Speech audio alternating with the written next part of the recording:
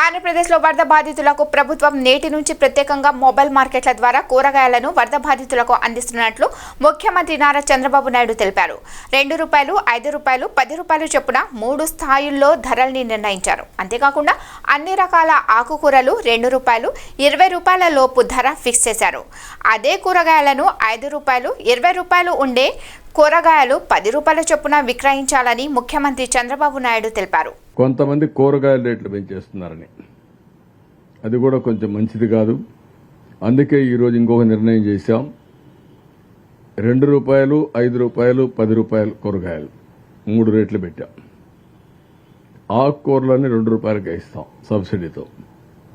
10, 15, ₹20 చేసేటని ₹5కే ఇస్తాం. ₹30, ₹25 చేసేటన్నిటికీ ₹10 పెడతాం. 3 రేట్లే ఉంటాయి. ఆ 3 రేట్లకి రేపు కూరగాయలు అందుబాటులో ఉంటాయి. డంప్ చేస్తాం, మొబైల్ పెడతాం, ఎక్కడ చూసినా సరఫరా చేస్తాం. అంత మునుపు కూడా విశాఖపట్నంలో ఇదే మరి పెట్టా.